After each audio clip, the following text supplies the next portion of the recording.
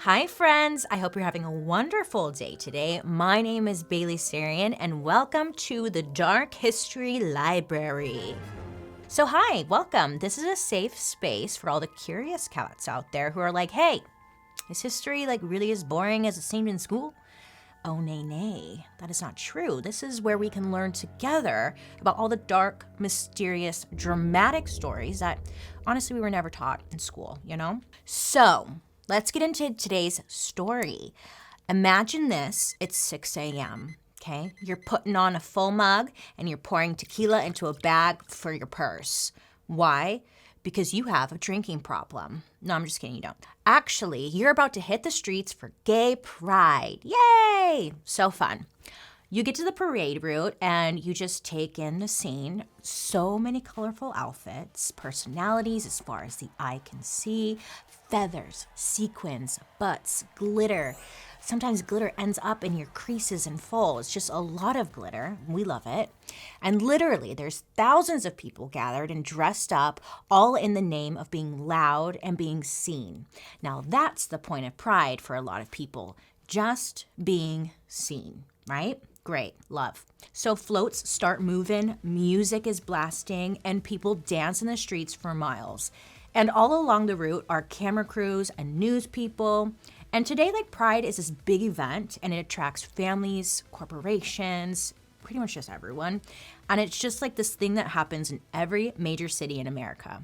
Well, friends, it's fun now, but it hasn't always been that way. There is a much darker side to Pride that is easy to ignore nowadays. Well, way back when, back before we had the first lady on a Pride float, the MAFIA was the one who operated a little hole-in-the-wall gay bar in 1969 that would be the spark to set off what we know as the modern-day Pride Parade. It's a really wild ride. There were demonstrations and corrupt cops and crazy laws and policies that made it illegal to be gay in New York. If they made that law now, you would have to shut down the whole city. It's a very gay place, and I mean that in the best way possible. Okay, so there are a lot of things that led to what we now know as gay pride, but the pride celebration itself mainly stems from a specific series of events that happened throughout the country and in New York City back in 1950s and the 60s. And let me tell you, the origins of pride are loud and risky, and they certainly didn't have a permit. Let me open up my dark history book. That's not the right page. Hold on. Nope, not the right page. No. There it is. Okay. Great. Wow. So, welcome to the 1960s. It's New York City, and we're in Greenwich Village, the same neighborhood from the Triangle Shirtwaist Fire episode, remember? Yeah, a lot of shit was going down there, apparently, you know? I don't know what it is about this place, but hey, great stories. Yeah, maybe. I don't know. Well, what started as an industrial neighborhood became a breeding ground for creativity? Yeah, you know? Get your mind out of the gutter. I don't know if you heard of the beat movement, but it was a radical style of poetry that was popular back then. And it started in this neighborhood. Plus, it wasn't just poetry. There was jazz and blues musicians. There were coffee houses where singers like Bob Dylan and Paul Simon would just randomly show up and perform. I mean, this place was the spot for making shit. And the nature of creativity is that it draws people from all different kinds of backgrounds. So there were people coming from World War I and II and taking the opportunity to start a new life in the big city. So you had a lot of Black people, white people, gay people, immigrants, all sorts of diversity in one spot. And when you have a big melting pot neighborhood like that, they tend to have a pretty progressive outlook on life. Plus, all the best food. Let's be real here, the best food. Well, back then, there weren't a lot of places that gay people felt comfortable, so a place like Greenwich Village was the ideal place for them to settle down and create a community. And a community was so important at this time because a general view of the gay population was not good. In fact, they were considered sick. Not to me. I didn't say they were sick, but this was the mindset at the time. In the early 1950s, it was literally classified as a mental illness by the American Psychiatric Association. They were considered sexual deviants and psychopaths. I mean, we talk about psychopaths all the time on my Monday uploads, and it just doesn't make any sense, right? So dramatic, I know. Looking back on that now, it's just such a freaking eye roll. On top of that, it was just flat out illegal to have gay sex. No, seriously, you couldn't hold hands in public or have a drink in a bar if you were gay. And just to be clear, this applied to women, men who dressed like women, women who dressed like men, transgender people, or anyone considered queer. In fact, I'm just going to use the word queer a lot moving forward. Queer, if you don't know, or maybe you're just too afraid to ask, is a term that kind of covers everything under the sun. Gay, lesbian, bisexual, transgender, asexual, intersex, and just, it's like the umbrella term. Because it's important to note with these laws, they use the word gay a lot, but they apply to all queer people. So if you hear me say gay, just know I'm referring to everyone. Great, we love that. The point is, even though Greenwich Village was a diverse, creative neighborhood, the New York Police Department, New York State Liquor Authority, and residents did not see it that way. Oh, nay, they did not. To them, if they saw a person wearing clothes that did not match their assigned gender at birth, they were breaking the damn law. If they saw two men giving little sweet butterfly kisses on a park bench, they deserve to be hate crimed.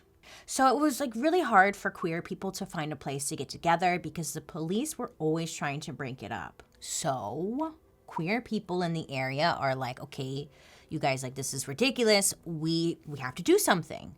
And in California in the 1950s, they put their heads together and they created one of the first queer rights organizations that eventually spread across the entire country.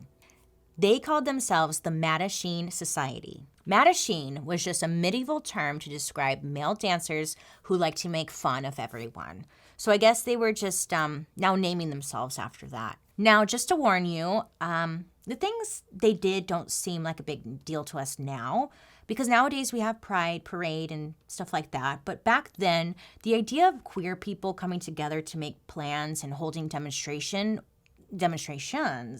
was huge. I mean, it was completely unheard of. So this was terrifying to the straights and a huge risk to queer people because if they were outed, they could lose their job or possibly something even worse could happen. But the entire purpose of the MATTACHINE Society was just to show straight people that they were just like them. They just wanted to be accepted into society like everybody else and be employable, upstanding citizens. They dress up in suits and ties and would not protest in any loud or violent kind of way. They'd blend in so the straights they weren't uncomfortable, and that was kind of the strategy. Keep in mind, it sounds pretty mild to us, but back then it was a huge risk for them to be out so publicly. Well, they wouldn't take aggressive positions on queer rights and instead would hear all points of view, saying things like how every view needs to be heard, even if it's bad. As long as it dealt with homosexuality, in their eyes, everyone deserved a voice. Which honestly, so American, so First Amendment, everyone should have been cool with this, right? Great. But let's take an ad break. We should take an ad break. I think we can all agree that this last year has been, it's been not the greatest. 1 out of 5 stars is what I would rate it. 2020, 0.5 out of 5 stars. Okay, many of us, I don't know, we've had a lot of free time, okay? Maybe you've gained some new perspectives. Maybe you realize the importance of protecting your mental health, your emotional well-being, and maybe you're realizing that I need to live life, right? To the fullest. This new outlook is one of the reasons that a lot of people are just quitting their jobs, they're peacing out, and there's been a surge in small new businesses because many people are leaving their jobs to pursue their passions. Sure, straight up quitting your boring job and starting an organic leopard print cashmere sweater for dogs business sounds awesome. But we know in reality it can be daunting and even a little scary. I mean, we've got responsibilities. But Zen Business helps you handle all the business stuff so nothing stands in the way of you starting your new business or just going after your passion. When you start anything, a hobby, a YouTube channel, a business, the most important step you can take is actually starting. That's actually the hardest part, honestly. Don't let the business stuff stop you from starting something you love at full speed. The Zen Business platform gives you everything you need to turn your idea into a money-making business. It offers low-cost filing of your business documents with no hidden fees, fast filing to get your information done as quickly as possible, and even a team of experts ready to help you throughout the life of your company. Zen Business has helped hundreds of thousands of people get their business off the ground by guiding them every step of the way and making it easier to launch a successful business. Get started today for as low as $49 at zenbusiness.com/darkhistory. That's zenbusiness.com/darkhistory. Thank you, Zen Business, for partnering with me on today's episode. And now, back to the story. Even though the MATTACHINE was a bit mild for modern standards, they saw these laws that didn't let them go to bars and stuff, and they just saw it as incredibly fucked up. And they wanted to do something about it in their own way. So, by the mid-1960s, they took a page out of Dr. Martin Luther King's book and decided to have a peaceful sit-in. Now, a sit-in is when someone who is not allowed in a place goes to that place and peacefully sits there as a form of protest. So the MATTACHINE Society was going to do a similar action by demonstrating the discriminatory policy that didn't allow openly queer people to drink alcohol at a bar. But since they were going to do it at a bar, guess what they called it? So clever. It was called a sip-in. Sip with a P? You get it? It's so funny, you guys. Clever. Sip-in. I'm going to go into a sip-in. Anyways, so what they did is they chose a bar that had a sign in the window that said, if you're gay, go away. Super clever. Straight to the point, you know? So the way things normally worked would be that the queer person would go in, order a drink, the bartender would turn them down, right? And then they would get upset, and the bartender would call the cops and try to have them arrested for causing a scene. They called it disorderly conduct. Well, MATTACHINE was like, this is stupid. We can't even order a drink at a bar. It's not illegal to be gay. It's just illegal to do gay stuff. So it's kind of like a loophole, you know? They could totally order a drink that shouldn't be illegal. And the plan was to call the press, including the New York Times, and have them come photograph them getting arrested to try and get some press for it. At the time, bars were some of the only places where queer people could meet and connect with others, making bars important spaces. MATTACHINE wanted to highlight it to make sure the public perception was clear that they were not dangerous psychopaths like the police was making them out to be. A New York Times reporter shows up right on time for the sip-in, okay? But the MATTACHINE Society was not there. So the reporter goes up to the bartender and says, like, hey, where are like those gay protesters that were coming? Weren't they coming here? Where are they at? I need to take some pictures of them. And obviously the bar had no idea this was going to happen, okay? And they're like, what are you talking about? What? So then the reporter like accidentally snitched on them. So in response, the bar immediately shut down for the day. So when the MATTACHINE Society showed up, the bar was closed. And they're like, oh my God, that's so weird. Like, I guess we can't do our sip-in here. And the New York Times reporter was like, oh yeah, that's super weird that it's closed. Crazy. Wasn't us. It's closed today. And they ended up going to 3 other different bars in the village. It was at the 4th bar that they were able to successfully be denied while ordering a drink. There's actually a super famous picture where the bartender is holding his hand over the cup so they can't get the alcohol. They were denied service just like they had planned. And they got the publicity they wanted by capturing this act of discrimination, also just like they planned. They claimed that they hadn't done anything wrong by ordering a drink, and that the policy that denied serving homosexuals was absolutely ridiculous. The city ruled that the policy was discriminatory and that it was legal for queer people to get together for drinks. Groundbreaking. The significance of that is now it was okay for people to have a queer bar if they wanted. Like, this was the green light. It didn't mean it was gonna be easy. Just because the law changed doesn't mean people's feelings change. But cops and the general public still, they didn't want like queer people hanging out. They thought that they were sick sociopaths. So, they were like, no bars, no. So what I'm getting at is that it would still be really hard to get a permit for a gay bar, but it wasn't illegal. It was just harder. You get it. Who do you turn to when you want to operate something under the table? When you want to be a little back alley Sally? Well, that, my friends, is when the mafia arrives on the scene. Oh yeah, sleeping with the fishes types. A guy who knows a guy who knows a guy who's gonna help a gay guy, That mafia, they get involved. They're like, hey, I'm here to help.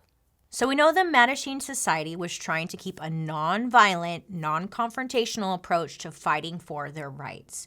But then you have everybody else in the queer community. The mindset to them was that the MATTACHINE Society just wasn't doing enough. They needed more. Public perception wasn't changing, and if anything, straight people liked how easy it was to ignore the MATTACHINE Society. They thought, it's lame you want to blend in with the other assholes. Let's get it done our way. And the MATTACHINE Society was never going to stand up for the more flamboyant members of the queer community because they didn't necessarily blend in. So the police were always harassing everyone, and people were just sick of it. And that's where the frickin' mafia comes in. Yes, the mafia. Hello. Hi. Because the mafia didn't care if something was illegal or not. They just wanted to make money. And if the government didn't want queer people getting together for drinks, the mafia wasn't afraid to create a space for them to spend their moolah, So that's what they did. And one of the most powerful families in New York was interested in the potential money-making scheme. So the mafia found a bar that they could turn into what would become the most famous queer bar in all of New York, the Stonewall Inn. Welcome, Stonewall Inn. Hello, hi, how are you? Now, the Stonewall Inn had already been a club before, but it had burned down for reasons that really aren't clear. In 1967, the new mobster in charge decided to just paint over the burn marks and make it a private club for queer patrons. Because, like I said, even though it was legal for them to gather, it was still hard to get liquor licenses for this. So they had to call it a club where you have to pay to get in, and part of the membership is alcohol. Does that make sense? That makes sense. Great. So it sounds like a fun little exclusive private club, but it was actually a disgusting slum, according to people at the time. Since they were operating under the table, they didn't have to follow any type of sanitary laws or health codes. They didn't even have running water. They just had an old ass bathtub where they cleaned the glasses. Yeah, spoiler alert, it just didn't work that well, so everyone was drinking watered down drinks out of dirty glasses. And they didn't even fix it up after it burnt down, so it probably smelled like a combination of fresh paint and an old barbecue with zero ventilation. It was said that overall it was not a pretty scene, but the part that made it all worth it was the people, They were just happy to be there, especially since they could dance. Yes, it was an ugly bar, but it was their ugly bar. A place where they could forget the outside world and do what felt normal to them. For some of them, the next day wasn't guaranteed, but when they were at the Stonewall, the next day didn't matter. Sure did not. But first, let's pause for an ad break. Stitch Fix! Do you ever look in your closet and just think, I have nothing to wear? No, just me? Okay. I know you do, don't lie. Well, if you ever find yourself in that situation, it could be that your closet just needs a little reset, a little refresh maybe. For example, do you still have that Winnie the Pooh shirt from high school that you would, layer with the long, lacy spaghetti strap underneath and Winnie the Pooh on top? Or maybe you're still holding on to that thin, long scarf that you would wear strictly with tank tops, even though it's a scarf. We're not judging, but we're judging. I think you need Stitch Fix Freestyle. Stitch Fix Freestyle is your trusted style destination where you can discover and instantly buy curated items based on your style, likes, and your lifestyle. It's great for when you're looking for personalized trending pieces to give your closet a little refresh. Plus, there's no subscription required, and they offer free shipping, returns, and exchanges. Get started today by filling out your style quiz at stitchfix.com/darkhistory. That's stitchfix.com/darkhistory to try Stitch Fix Freestyle. stitchfix.com/darkhistory. Thank you, Stitch Fix, for partnering with me on today's episode. Now let's get back to today's story. It's worth mentioning that even today, there aren't spaces like this where queer people and specifically trans people feel totally safe. So Stonewall was ahead of its time in that regard. And for a while, it seemed like this was a solution that was going to work. I mean, the Mafia was paying off the police so they wouldn't even bother them. And even though the bar was garbage, I mean, it was working. That is, until the police decided they didn't want to see them thriving like this. You can have fun, but not too much fun, god damn it. So in June of 1969, tensions would rise and police decided to make a move. The police were looking for a reason to shut down Stonewall. They were like, what can we shut them down for, you know? So they would stop by pretty often, unannounced, to inspect the bar and look for any type of minor infractions that the cops could use to kick people out and just give them a hard time. Because remember, it was still illegal for people assigned male at birth to dress as women, and they would regularly arrest people for stuff like this. Trans activist Sylvia Rivera says she was arrested 200 times for something called upper head female impersonation. Yeah, what the hell is that, you know? She's basically being arrested just for being trans. I mean, it's New York in the 1960s. I'm sure like there's some murders happening like a block away or so. Why don't they go handle that, you know? They don't. They seem to be wasting their energy on just this, you know? So one of these regular inspections or raids, if I'm being honest, happened on June 24th, 1969. Police Deputy Inspector Seymour Pine would lead several officers to Stonewall to just basically mess with everyone. One of the things the police did was line up the patrons outside and like force them to show their IDs, also while doing an anatomy check, which is where they would check to see if their outfit matched the type of genitals they had. Yeah, which is humiliating and completely dehumanizing. It's all sorts of fucked up, and honestly a little suspicious on the officer's part. Like, I'm sorry you're mad at us for being gay, but you want us to line up and then you want to judge our outfits and look at our private parts? You don't just want to like come in the bar? I mean, it probably didn't go down like that, but it's definitely completely traumatizing. But that was the point. The police wanted them to feel powerless and demoralized. So the police would do all of this and then shut the bar down for the night and force everyone to go home. And as you might expect, the Mafia was not crazy about this. They'd be like, whatever, man, we're just going to open back up tomorrow. Like, go ahead, close us down, we're back open. Boom.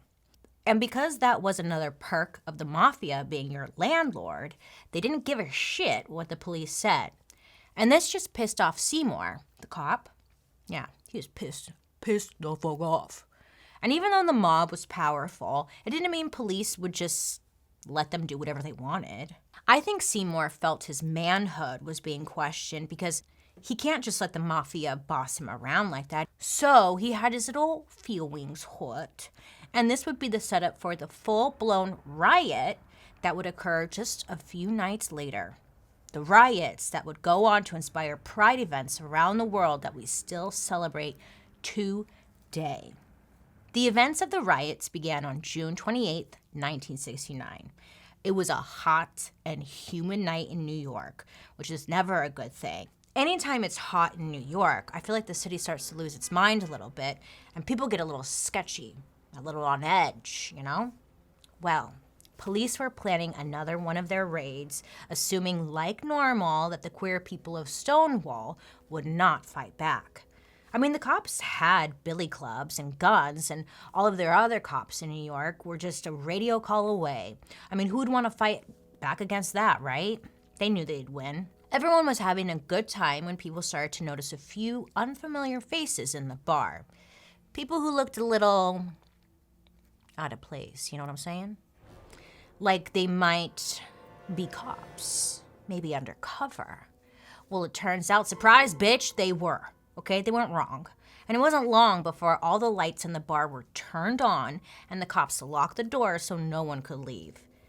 The police wanted to keep everyone inside until they could figure out what they wanted to do with them. I mean, this is like a full-blown hostage situation. Very Lifetime movie of them. The cops lined the patrons up to check their IDs and clothing, and that whole charade. And anyone dressed as a woman would be arrested. Anyone underage would be arrested, and everyone else was going to be let off. A weird thing they decided to do was put all of the trans people and drag queens in a closet while they cleared the place out. It was kind of ironic, I guess. But when you feel empowered and you're in a place that empowers you like Stonewall, and somebody tries to steal that from you, what do you think is going to happen? Meanwhile, the people who were released, they didn't just leave. They were crowding around the outside of the bar. I mean, their friends were still locked inside with the cops, so they weren't just going to leave them there. And since these raids were a pretty normal occurrence, waiting for your friends to reappear was just kind of part of the whole process. They would make it a whole scene. The person coming out of the bar would act like they were on a runway. They were walking the runway, and then the crowd, everyone outside would cheer for them, and then they would take a bow and go on about with their night. So that's kind of what everyone was waiting out there for, the runway show. But let's take an ad break first. You guys, fall is officially here. Ugg boot season, pumpkin spice lattes, oversized sweaters, boots, scarves, we just love it. I am a basic bitch for fall stuff. I will admit that. I love it all. Love it all. Although I do love this time of year, it can get a little hectic. Look, there's a lot of family gatherings, holiday parties with friends. If you have friends, I don't. But holiday parties, watching all the movies on Hallmark channels, countdown to Christmas. There's literally no free time to cook. We are busy. But guess what? HelloFresh is here to help. The recipes help you save time you'd otherwise spend on meal prepping, grocery shopping, and/or chopping. Who's got the time? They have options like quick and easy meals, low prep, one pan, and 10 to 15 minute meals. So you can get out of the kitchen and go back to the sofa. Or spending quality time with your loved ones, sure. One of my favorite things about HelloFresh is the pre-prepared ingredients. It saves you so much time and also prevents that moment when you're getting ready to make a delicious meal and then you realize you forgot to buy one onion. And you're like, you know what? Screw it. You win food, you win. And then you end up just delivering, and it's just a vicious cycle. But not with HelloFresh. I recently made the pork and pepper enchiladas, and they were delicious and easy to make. They were so good, I ate them 2 nights in a row. I would have done 3 if I didn't eat the whole fucking thing. If you want to try out HelloFresh, America's #1 meal kit, go to hellofresh.com/darkhistory14 and use code darkhistory14 for up to 14 free meals, including free shipping. That's hellofresh.com/darkhistory14 and use code darkhistory14 for up to 14. I know, I'm throwing a lot of 14s at you. 14 free meals, including free shipping. Okay. Thank you, HelloFresh. We love you. We love you in the Sarian of Valdez household. Saint likes it too, but he doesn't get any. But whatever. Okay, bye. The atmosphere on this night, it felt different. It was tense. It was a little eerie. And again, maybe it was the heat. Maybe it was because the people of Stonewall were just sick and tired of going through this every single freaking night. Either way, this is where shit go sideways. You know what I'm saying, bird? You know what I'm saying. Bird. What happened next is police brought a trans woman out of the bar and were trying to get her into a police car because she was under arrest for existing, pretty much. And while they were putting her in, she turned around and kicked the officer. She was like, fuck you. And they kicks him. Great. He deserved it, honestly. Well, this pissed the officer off, right? Great. I mean, not great. So he jumped in the back seat with her and then started beating her up. Very bad. right? And the crowd is just watching this all go down. And other officers were shouting, telling the crowd, like, show's over, everyone needs to go home, like trying to break up the crowd because they're all watching. But that night, the crowd didn't go home. People who were there say that everyone there just kind of understood that tonight was different, okay? They were sick of it. Why do we have to watch our friend get brutalized by the police regularly? So it started small. The crowd started throwing pennies at the police, which, this is a side note, but I used to get bullied by this kid in elementary school, and he would throw pennies at me, and that shit fucking hurts. Little FYI. So that great weapon. Anyways, I think the point of that was like the mafia was already paying off the police to leave them alone. So the crowd was like, here, that's not enough. Here's some money. Like, fuck you, bitches. I don't know. Pennies. It hurts. Anyways, as you can imagine, the police, they didn't love this, okay? And when the police are upset, they get sad, they cry, and they go home. Just kidding. We know that's not true. When their egos are damaged, things can escalate pretty drastically. Yeah, I think that's safe to say. It's hard to tell exactly what happened next, but it seems like after pennies, they started throwing rocks, and then like a window broke, and then the police started to realize that they might be outnumbered. So they barricade themselves inside of the bar and just wave their guns out the door like, hey, we got these guns. You should stop, you know? It wasn't effective, though. And then somehow, the coat room inside of the bar, it catches on fire. Some say it was the police who set the fire. Some say it was the crowd. Some say it was just an accident. Either way, there's a fire in the closet. So let's set the scene real quick. There's a fire inside the Stonewall Inn. Smoke's coming from the shattered windows. The police are barricaded inside, and there's an angry mob of people in New York City outside and throwing rocks. So the boys in blue call for backup, and onto the scene shows up New York's Tactical Police Force. This is like SWAT. This is like a SWAT team before SWAT was officially a thing. So they had the latest weapons and all the strongest armor, and were sent in to disrupt anything New York City thought of as a threat. Some of the people who were there that night say it seemed like the tactical police were looking for a fight. So now there's fire and cops and just pure chaos. And the realization hits the crowd that this has gotten way out of hand. So what does a crowd of angry young queer people in New York City do when faced with all of this? Well, they dance. They dance. They sure do. So the police, they were still locked inside. The crowd was just outside the bar, but the tactical police were lined up behind the crowd. So the crowd turns around and they form a line copying like the Rockettes. So if you don't know who the Rockettes are, they invented that dance where you all lock arms and you do high kicks in unison. You've seen it. You've probably seen it like before or during the Christmas parades or something. It's like really beautiful. It's stunning. I'm like, oh my God, they can kick so high. Their legs always look like Barbie legs. Bravo, you know? Anyways, so they start doing that at the police while singing some of their favorite songs. Only in musicals would this make any sense, but babe, this was real life, okay? This riot is turning into a Broadway show, and we are here for it right now. You know? Okay, but this is where the violence explodes. The police charge the crowd and start attacking them with their clubs and tear gas and start chasing after everyone. One of the patrons simply called it senseless bullshit. So the crowd in response starts trying to flip cop cars over, screaming, just causing a frickin' ruckus. And some of the stronger ones amongst them were, I'm laughing because some of the stronger ones, they were ripping out parking meters, just clean out of the ground and throwing them at the cops. Honestly, super iconic. Great. I think most of us probably would have chosen something to throw that wasn't cemented into the ground, but I love the creativity. 5 stars. Now, the thing people don't seem to realize is that Stonewall wasn't just one night of fighting. So the sun eventually came up, and the fire got put out, and people went home because they were tired. So the police thought like this was the end of it. But nay, nay, little bird, nay, nay. This was just the beginning.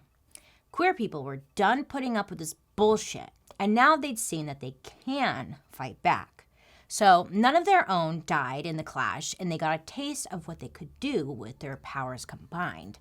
But that was night 1. Night 2 is when the police brought the hammer down on the protesters. So that night, 100 officers were present from precincts all over the city, and they made sweeping arrests of anyone they thought was involved in the uprising. But it was hard to catch everyone. Thousands of people had heard about the fighting at Stonewall the night before and were swarming the streets in one of the biggest protests for queer rights at this point in history.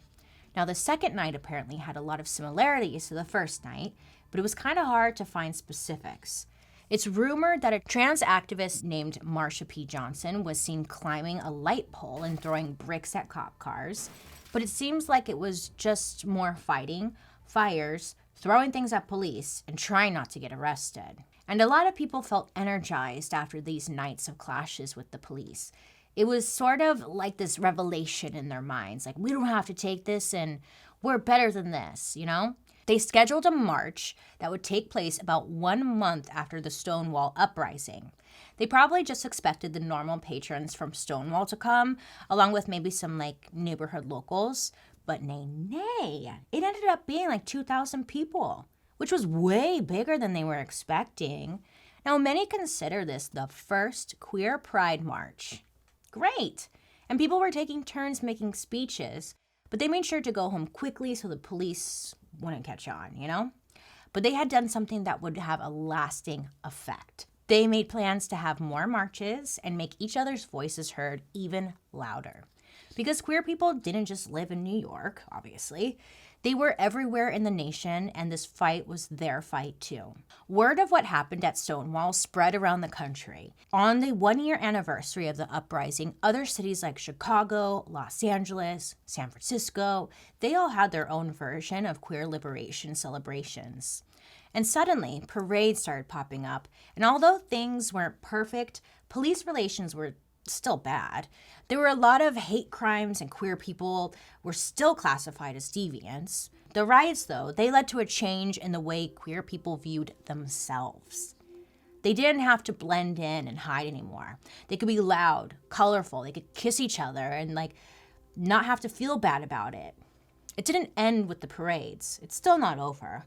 Remember, Stonewall happened in 1969. There's a whole lot of days between Stonewall and 2021. But first, let's take an ad break. Have you ever had an acne breakout come at the worst possible time? You wake up and you're like, no, it's my grandma's birthday. It happens. That's skin. We all struggle with whatever the heck we got going on with our skin. And that's why I'm excited to partner with Apostrophe. I love Apostrophe. They are a prescription skincare company that offers science-backed oral and topical medications that are clinically proven to help clear acne. Apostrophe connects you with a board-certified dermatologist who will create a personalized treatment plan that is perfectly tailored to your unique skin. Simply fill out Apostrophe's online quiz about your skin goals and medical history. Then snap a few selfies, and your dermatologist will create your customized treatment plan. Apostrophe treats acne, but they can also help you hit your other skincare goals, like maybe reducing redness, wrinkles, or even dark spots. I have been using Apostrophe for, how long has it been now? Let's see, August, September. It hasn't been 2 months. It's been 3 months. It's been 3 months, I want to say. Maybe 4. June. It's got to be 4 months, I would say, okay? I love Apostrophe. I receive the products every month that help with my acne-prone skin. Now, I got some breakouts right now, but, I have acne-prone skin, and I want to maintain it. I want to make sure that my acne does not come back. And if you watch my YouTube video about my acne, my face loves acne is what I'm saying. Anyways, but it's nice because a dermatologist gave me a freaking tailored plan to my skin, and it maintains the clearness. Does that convince you? Great, because we have a special deal for our audience. You can save $15 off your first visit with an Apostrophe provider at apostrophe.com/darkhistory when you use our code DARKHISTORY. This code is only available to you, my little listeners. To get started, just go to apostrophe.com/darkhistory and click Begin Visit. Then use my code DARKHISTORY at sign up, and you'll get your first visit for only $5. That's apostrophe APOSTROPHE.com/dark history and use the code dark history to get your dermatologist crafted treatment plan for $5. A big thank you to Apostrophe for partnering with me on today's episode. Now let's get back to today's story. Welcome back. We're in the home stretch of our story here, but the story of the LGBTQ plus rights is nowhere near completion, you know? We still got ways to go, baby. And the reason it's important to remember Stonewall is because it's so easy to not think about where something as commonplace as Pride started.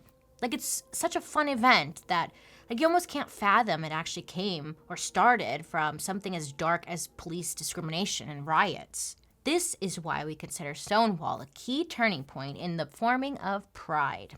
Here's the thing about being born, though. Step 1, be born. Step 2, nobody leaves the womb fully formed. You have to grow, and you have to experience heartache and loss and all sorts of bad shit in order to grow, right? Love that for us. Pride is something that we had to fight for and something we still fight for. Most of the changes that came out of Stonewall were personal changes, like the way that queer people view themselves was made stronger because of something like Stonewall. When we see big corporations making rainbow shirts and celebrating Pride, it's easy to forget that hate crimes are still a very big part of reality for queer people today, just as much as they were back then. In 1998, a gay college student named Matthew Shepard was offered a ride home by some of his classmates. Well, sadly, Matthew would never make it home. His classmates would later claim that Matthew hit on them and tried to make a move. This apparently pissed them off and they beat him, tortured him, and ultimately killed him because he was gay. They admitted that. Fuck them. But while a lot of people recognize his name, there's almost an even darker part to his story that most of us don't know. During the trial, one of the murderer's lawyers argued that his client shouldn't be convicted because he was driven to temporary insanity by Shepard's alleged sexual advances. This argument did not work in this case, but there's actually a name for this defense. It's called the gay panic defense, and it's legal in 35 states still today in 2021. Maybe you remember this term from my murder, mystery, and makeup episode where we talked about the gay panic defense and like how fucked up it is. Yeah, again, still legal today. So what does that say? That it might be possible to get away with murder if you think a gay person is flirting with you. But it's weird how I can't get away with murder if a straight person is flirting with me. That's kind of bizarre, isn't it? As if being hit on by someone of the same sex as you would make you completely lose your mind and you're just gonna go into some murderous rage, you know? Come on, people, we're not sharks, okay? We have common sense here, don't we? Well, some of us do. Now, the gay panic defense has never actually worked in the United States, but it does have an ugly sister, the trans panic defense. Back in 2005, the defense was used when a woman named Gwen Araujo was murdered by a few men just for being trans. And it was so successful that 3 of the men were released on parole just over 10 years later. Yeah, you'll serve more time selling crack cocaine than you will for murdering a trans woman. And if this isn't evidence of a systemic problem, I don't know what is, okay? In 35 whole-ass states, queer people can get murdered for hitting on the wrong person, and there's a real possibility no one goes to jail for it. Now, ain't that some shit? My point is, pride parades don't mean the fight is over. Queer people, and especially trans people, are still at high risk of being a victim of a hate crime.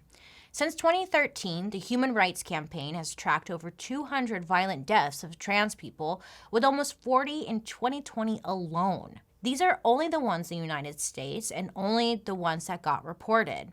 It doesn't include the dozens of trans people that go missing, never to be heard of again. One of these names is Malaysia Booker. Now, Malaysia was a young black woman who was filmed being beaten in 2019 in a hate crime incident. She had accidentally backed her car into another person's car, and a man offered the crowd $200 to beat her up just because she was trans. That video quickly went viral as an example of the torment that trans people of color face on a daily basis.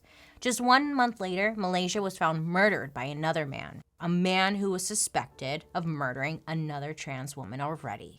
There's also Barbie Pugh's story, a gender non-conforming person who was tortured on Facebook Live for 20 minutes before being shot dead, all because they wore a dress to a Christmas party in Baton Rouge, Louisiana in 2020. I can go on and on and on and on and on. There are too many tragic stories to count. But when you hear your crazy Uncle Bob ask things like, why don't we have a straight pride parade? That's how I imagine he says it. The reason why is because straight people don't have to worry about being harassed or even killed just for being straight.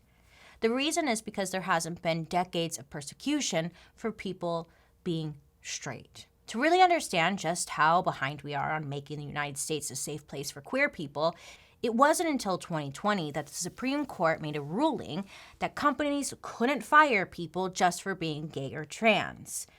2020. That's just last year, if you aren't paying attention. Meanwhile, just this year, 2021, over 80 new anti-trans laws have been passed with the intention to deny health care to trans people.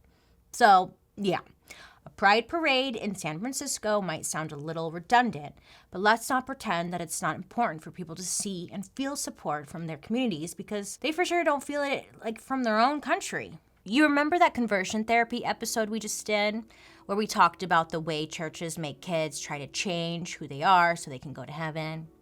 It's basically torture disguised as therapy.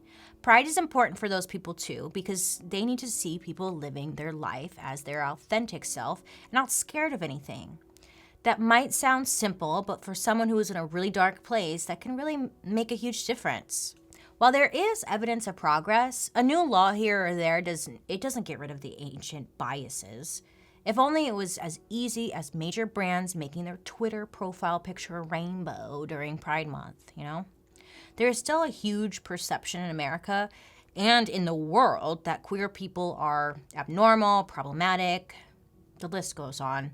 Therefore, they should be eradicated. There needs to be a shift in society, a shift in public perception that a human life is a human life, no matter what they choose to wear, who to love, or how to act. If they aren't hurting anyone, what does it matter to you, Uncle Bob? Pride is defined in the dictionary as a feeling of satisfaction from one's own achievements. And this couldn't be a better word to represent the queer movement for equality.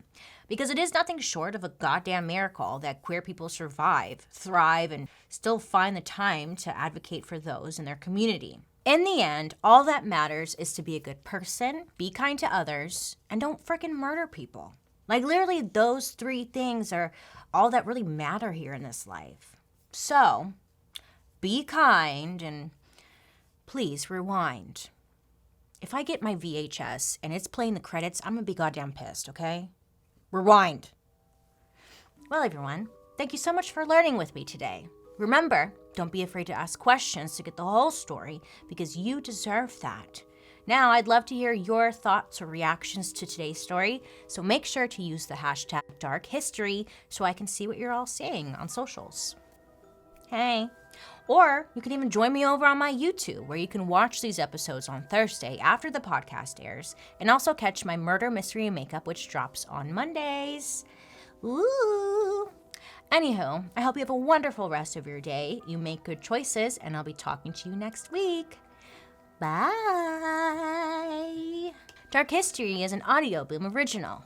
This podcast is executive produced by me, BaileySarian, Chelsea Durgett from Slash Management, Kimberly Jacobs, Saint, my dog, and Ed Simpson from Wheelhouse DNA. Produced by Lexi Kiven, Daryl Christon, Spencer Strassmore, and Claire Turner.